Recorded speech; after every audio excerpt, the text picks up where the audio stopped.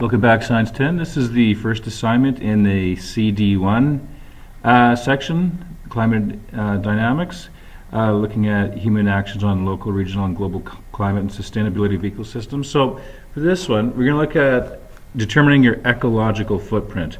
What is the effect that, or the impact that you have on the Earth's resources? So that is what an ecological footprint is. Okay. On this handout here, I originally had people go to this site, but I found a better one actually. So if you type in ecological footprint on Google, you'll find one that leads to EcoCampus.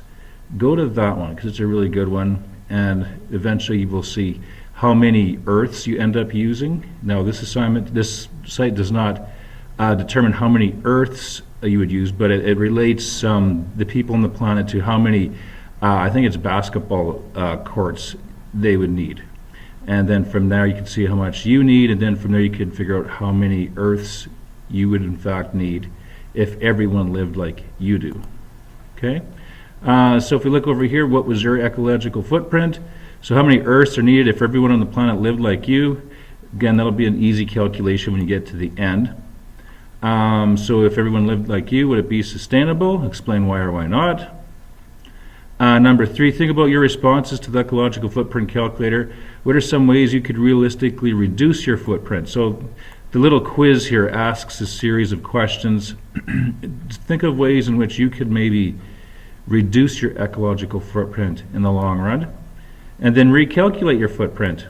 And then with that recalculation, did your change in lifestyle change? Do you have a new ecological footprint now? So that's the first part of that assignment. Second part, cultural perspectives. The Iroquois Nation believed in something called the 7th generation philosophy of sustainability.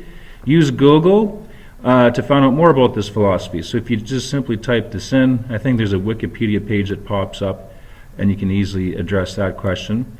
So number 1, what do you think it means? Do you think modern Western cultures such as our own follow this philosophy?